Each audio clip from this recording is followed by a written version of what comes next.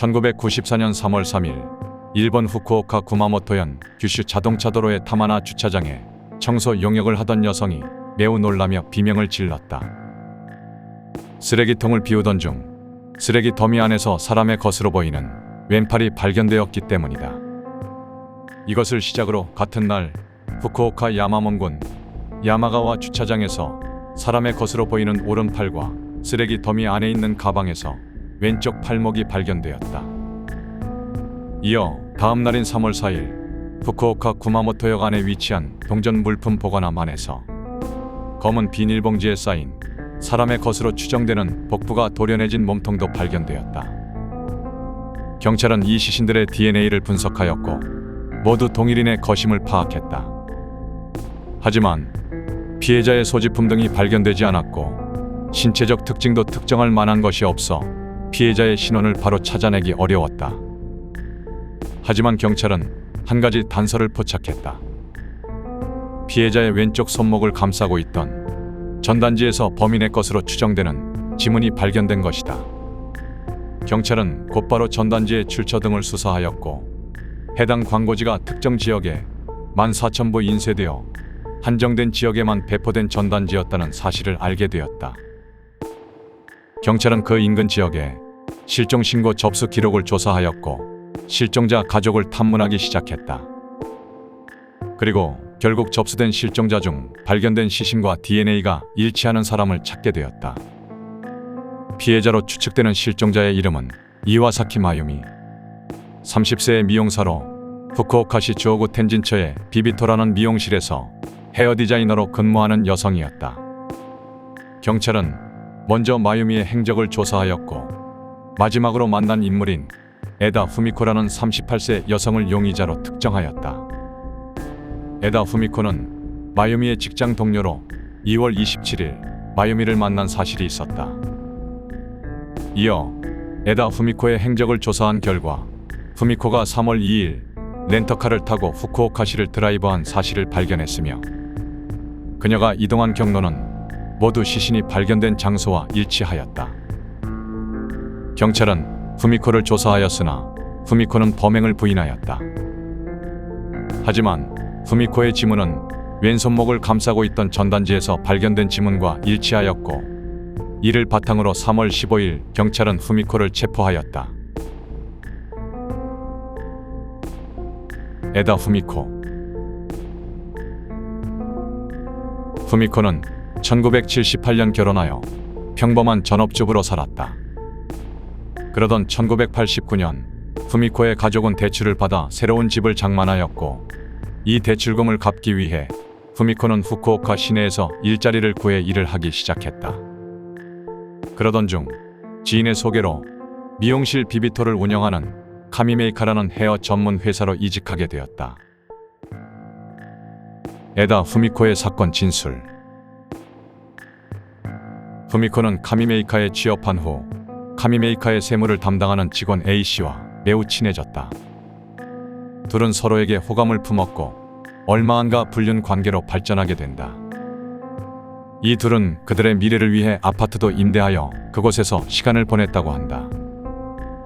후미코가 카미메이카에 취업한 1년 뒤 마유미가 미용실 비비토의 미용사로 취업하여 후미코와 함께 일하게 된다. 마유미는 매우 친절하고 싹싹한 성격으로 동료들에게 평판이 좋았으며 손님들에게도 인기가 많았다고 전해진다. 그러던 어느 날 후미코는 마유미와 자신과 불륜 관계에 있던 A씨가 미용실에서 친근하게 대화하는 것을 보았다고 한다. 마유미는 후미코보다 젊고 예뻤기에 후미코는 A씨를 마유미에게 빼앗길까 걱정하기 시작했다.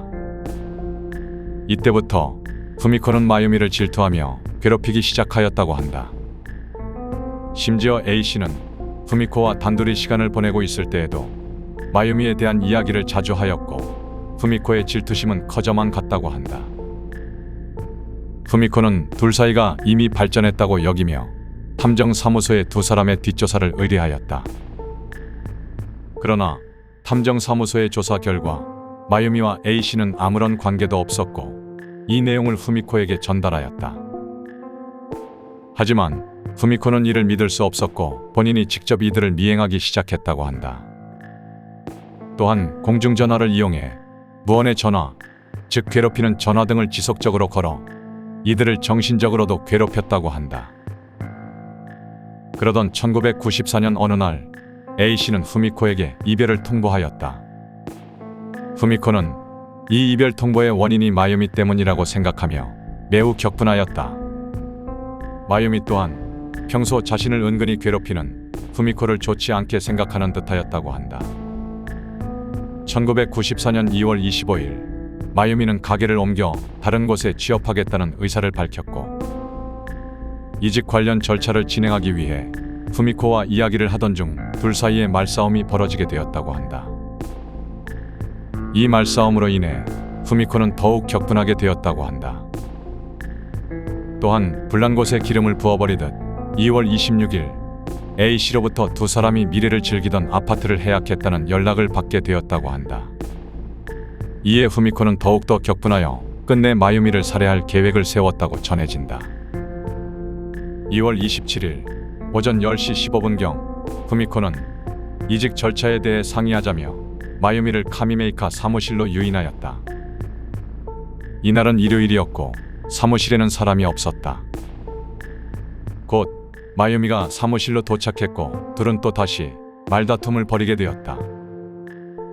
후미코의 감정은 극에 달했고 마유미의 목을 준비한 흉기로 여러 차례 찔러 살해하였다.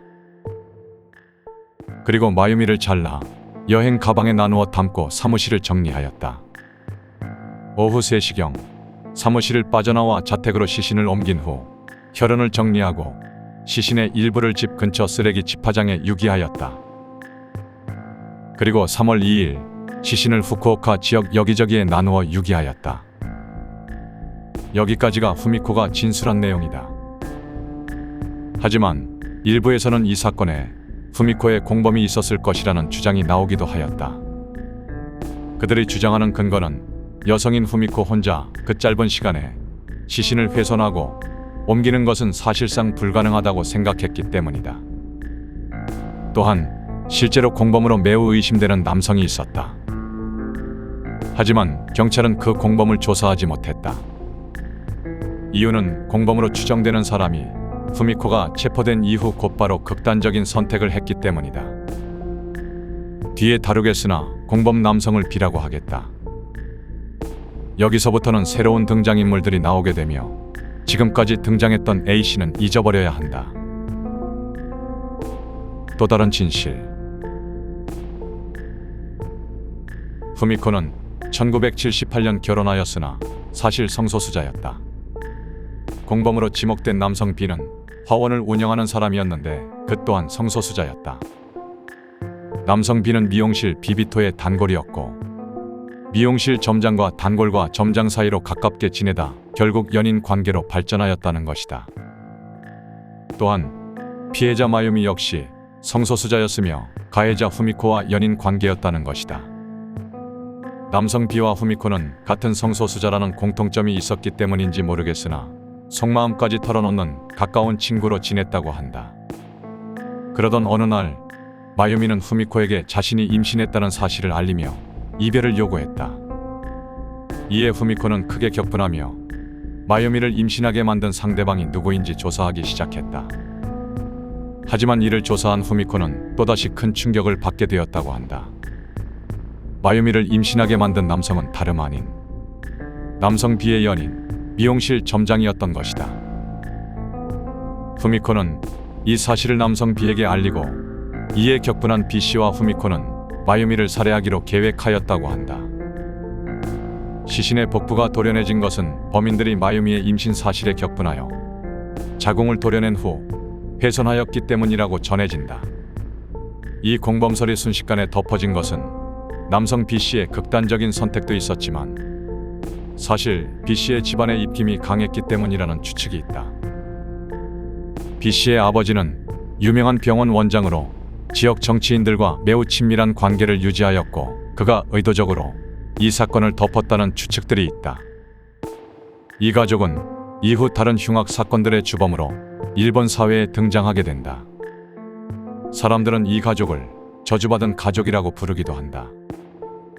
대표적으로 고베 연쇄살인 사건의 범인도 이 가족의 구성원이다. 처벌. 1994년 7월 1일 후쿠오카 지법에서 1차 공판이 열렸다. 후미코는 정당방위를 주장하였고 검찰은 17년을 구형하였다. 1995년 8월 25일 법원은 후미코에게 검찰의 구형에서 1년을 감형시킨 16년형을 선고한다. 이후 항소와 상고 모두 기각되었고 1999년 9월 3일 최종적으로 16년형이 확정되었다. 후미코는 이전에 다루었던 꽃뱀 사건의 주범인 키시마 카나에처럼 자신의 범죄를 책으로 집필하여 발간한다. 그 책의 제목은 1996년 12월 1일에 발간된 옥중수기 고백 미용사 조각 살인 사건이라는 책이다. 흉악한 범행을 저지른 후미코는 2010년쯤 출소하여 지금쯤 자신이 발행한 책의 인세를 낭낭하게 챙기고 어디선가 잘 살고 있을 것으로 추측된다.